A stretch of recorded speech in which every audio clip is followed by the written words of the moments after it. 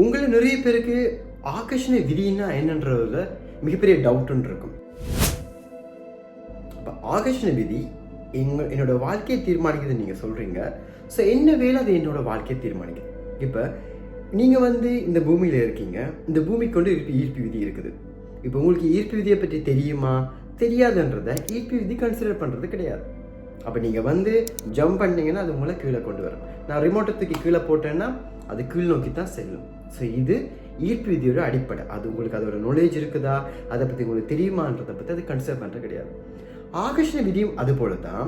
அது உங்களுக்கு அதோட நாலேஜ் இருக்குது, இல்லை நீங்கள் இனிமேல் கற்றுக்கொண்டு தான் ஆகர்ஷண விதியை ஃபாலோ பண்ண போறீங்கன்றது கிடையாது. ஆல்ரெடி உங்கள் லைஃப் ஆகர்ஷண விதிப்படி தான் இயங்கிட்டு இருக்குது. நீங்கள் பிறந்ததுலேருந்து 7 வயசுக்கான உங்களுக்கான நீட்ஸில் எடுத்துக்கொள்ளுங்க. நீங்கள் பார்க்குற விஷயங்களை உங்களோட நாலேஜில் போட்டுக்கொள்கிறீங்க. அது மூலமாக சில அபிப்பிராயங்கள் உங்கள் மைண்டில் போட்டுக்கொள்கிறீங்க. அது உங்களோட வாழ்க்கையை தீர்மானிக்குது. அப்போ இந்த சப்கான்ஷியஸ் பிலீஃப் சிஸ்டம் உங்கள் லைஃப்பை தீர்மானிக்கிறதுக்கு நீங்களே ஒரு காரணமாக மாறிடுங்க. ஸோ இங்கே கர்மா, விதி, ஜாதகம்னு எதுவுமே உங்களோட வாழ்க்கையை தீர்மானிக்க போகிறது கிடையாது. இப்போ சிம்பிள். ஆகர்ஷண விதின்றது நீங்கள் கற்றுக்கொண்டு உங்கள் லைஃப்பில் ஃபாலோ பண்ணுற ஒரு விஷயம் கிடையாது. ஆல்ரெடி உங்கள் லைஃப் ஆகர்ஷண விதிப்படி தான் நடந்து கொண்டிருக்கு. பட் இப்போ என்ன பிரச்சனைன்னா, ஒரு நாளைக்கு சாதாரணமாக ஒரு மனுஷனுக்கு 80,000 தோட்ஸ் வரும். ஓவர்திங்கிங்காக இருக்கும்போது 1,00,000 இருக்கும், இல்லை ஒரு 60,000 தோட்ஸ் உங்களுக்கு சாதாரணமாக உங்களுக்கு கிடைக்கும். இந்த 80,000 எண்ணங்கள் எது சார்ந்து இருக்குதோ அது உங்களோட வாழ்க்கையாக மாறுது. உங்களோட கடந்த கால எண்ணங்கள் இன்றைக்கு இருக்கிற உங்களோட வாழ்க்கையை தீர்மானிச்சிருக்கு. நீங்கள் யோசிச்சு பாருங்க, நீங்கள் எப்படியெல்லாம் உங்களோட தாட் ப்ராசஸில் இருந்தீங்க, நீங்கள் பிரச்சனைகளை பற்றி பேசிட்டு இருந்தீங்க, இல்லை நல்லதை பற்றி பேசிட்டு இருந்தீங்க, அதுதான் இன்றைக்கி இருக்கிற உங்களோட வாழ்க்கையாக மாறி இருக்கும். ஸோ இன்றைக்கி கூட மைண்ட் செட் ஒரு விஷயத்தை கொண்டு வர்றீங்களாண்டா அது நாளைக்கு உங்களோட ஃபியூச்சராக மாற ஆரம்பிக்கும்.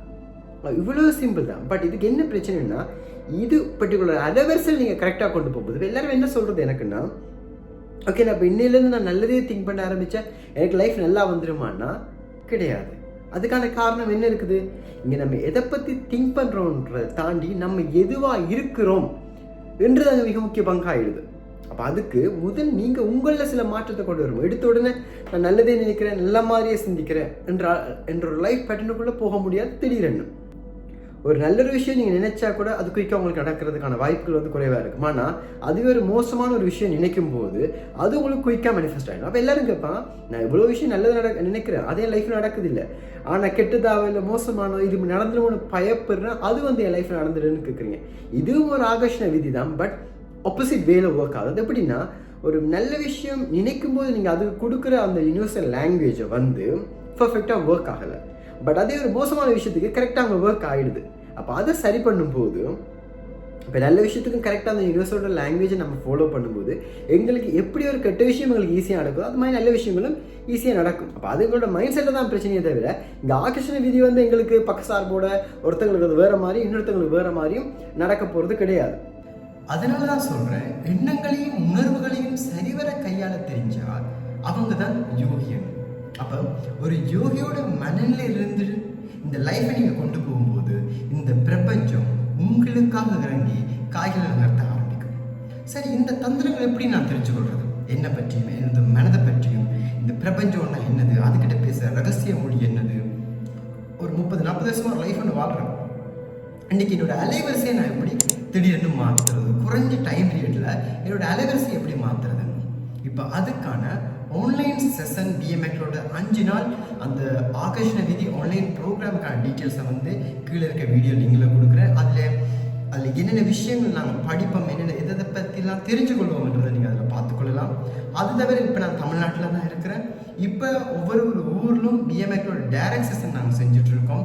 வருகிற 7ஆம் 8ஆம் தேதி, அதாவது செப்டம்பர் 7-8 தேதிகளில் சேலத்தில் உங்களுக்கு செஷன் அரேஞ்ச் பண்ணியிருக்கோம். ஸோ என்னை மீட் பண்ண ஆசைப்படுறவங்களும், ஆகர்ஷண விதி இல்லை பண அலவரிசை மாடி ஃப்ரீக்வன்சி செஷனில் ஜாயின் பண்ணிக்கணும்னு ஆசைப்படுறவங்களும் கீழே டிஸ்கிரிப்ஷனில் இருக்கிற வாட்ஸ்அப் நம்பருக்கு மெசேஜ் இல்லை கால் பண்ணி நீங்கள் உங்களுக்கான டைம்கள் அப்புறம் என்ன ப்ரொசீஜர்ஸ்ன்றதை கேட்டு தெரிஞ்சுக்கொள்ளலாம்.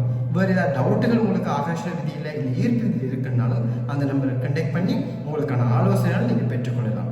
இந்த வீடியோ உங்களுக்கு ரொம்பவும் பிரயோசனமாக இருக்கும்னு நம்புகிறேன். ஸோ உங்களுக்கு இது பிரயோசனமாக இருந்துச்சுன்னா உங்களுடைய கருத்துக்களை கமெண்டில் பதிவிடுங்க. இந்த வீடியோ லைக் பண்ணுறது மூலமாக இதை நிறைய பேருக்கு கொண்டு போய் சேர்க்க முடியும். நாளைக்கு எதிர்காலத்தில் அபரிவிதமான வாழ்க்கை அனைவருக்கும் சொந்தமாக இருக்குன்ற ஒரு நம்பிக்கையில் தொடர்ந்து நாங்கள் பயணிப்போம். நன்றி, வணக்கம்.